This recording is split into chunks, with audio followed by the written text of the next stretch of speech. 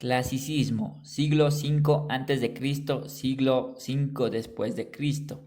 El clasicismo greco-romano tiene como referente las obras clásicas de esa cultura que buscaban una adecuación ideal entre forma y fondo. Son equilibradas y armónicas, perseguían un ideal de belleza. Su principal teórico fue Aristóteles con su Poética. Medioevo, Edad Media, se extiende hasta 1453, caída de Constantinopla, bizantino, hoy Estambul. Se caracteriza todo el periodo por la enorme influencia de las iglesias cristianas que influyeron lógicamente en las producciones artísticas y en la literatura en particular. Aspiraban a reflejar una alta espiritualidad y una dependencia. Renacimiento, siglo VI. Sus precedentes ya se encuentran en los dos siglos anteriores. Periodo conocido como el primer Renacimiento, se basa en el humanismo, corriente intelectual que pretendió volver a colocar al hombre en el centro de la cultura, inspirándose en la tradición greco-romana a la que intentó imitar todo cuando pudo. En literatura se introdujeron nuevas formas y géneros como la novela, dentro de las distintas escuelas literarias consideradas, quizás es la que prefigura el mundo moderno. Barroco, siglo XVII. Los movimientos y las escuelas literarias en incontables ocasiones han surgido como una reacción a la tradición inmediatamente anterior, y esto es justamente lo que sucedió con el barroco. Además, por las circunstancias históricas, guerras de religión, persecuciones, etc., se adoptó una actitud pesimista y una visión negativa del mundo. Todo ello influye en la literatura que en vez de abrirse paso con un lenguaje abierto y natural, se centra en aspectos formales que se recargan hasta límites insospechados con todo tipo de figuras y tropos, como sucedió en otras partes. Se reaccionó contra las normas estéticas clásicas y se buscó provocar como fuera y por medio de cualquier tipo de herramienta en las escuelas literarias que consideramos representa un punto. Neoclasicismo, siglo XVIII, siglo XIX. Como bien indica el término, se intenta volver a cánones clásicos. En especial, se hace hincapié en normas estilísticas que deben regir las producciones literarias y como tributo al siglo de las luces, siglo XVIII, el predominio de la razón sobre la intuición, la inspiración es total. Romanticismo, siglo XVIII, siglo XIX. El romanticismo es una violenta reacción y oposición frontal a los principios del neoclasicismo dentro de las escuelas literarias. El romanticismo es una de las más importantes, puesto que su influjo llega hasta la actualidad, más allá del periodo concreto considerado. Predomina el sentimiento sobre la razón, el genio del artista sobre cualquier norma canónica, los valores religiosos y éticos de carácter nacional, la mitología propia. Realismo, siglo XIX.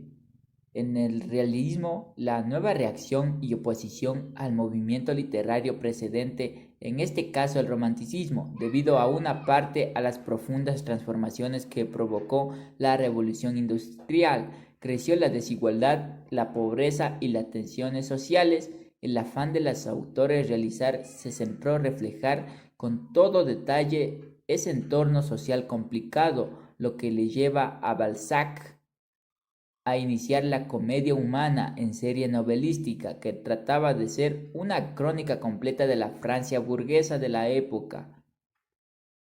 El naturalismo, finales del siglo XIX, principios del siglo XX. El naturalismo fue una de las escuelas literarias más breves que ha dado la historia de la literatura. En principio fue una prolongación del realismo, pero con rasgos sumamente exagerados. Se intentó un retrato social científico como si la pluma fuera un bisturí que analizara sin ningún género de dudas el entorno social, ya fuese sucio, denigrante, instintivo, bajo, etc.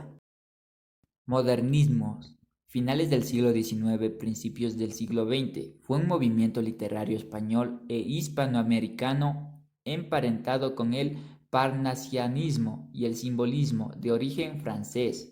Representan una reacción sobre todo en el campo poético, al realismo y al naturalismo. Se oponía a la burguesía y al materialismo. Reina Mente por entonces buscaba la perfección formal, un arte refinado, la vuelta a inquietudes espirituales, la oposición frontal a todo tipo de vulgaridad. Vanguardismo, primera mitad del siglo XX. Entre las diversas escuelas literarias existentes al principio del siglo XX, más bien a partir del fin de la Primera Guerra Mundial, hemos agrupado bajo el epígrafe de vanguardismo a toda una serie de movimientos que perseguían determinar radicalmente con el pasado, obsesionados con la constante búsqueda de la originalidad, fuese en las formas o en los contenidos, más bien en ambos a la vez. Fueron tendencias muy efímeras y se caracterizaron por la publicación de manifiestos fundacionales. El movimiento artístico considerado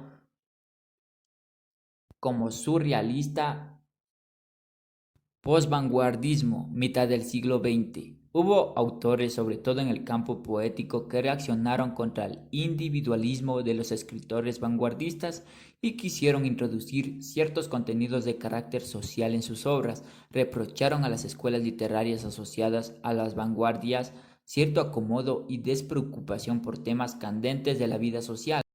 Postmodernismo. A partir de 1960, determinados autores comenzaron a experimentar con el lenguaje y con nuevos formatos poco convencionales para renovar formas y contenidos.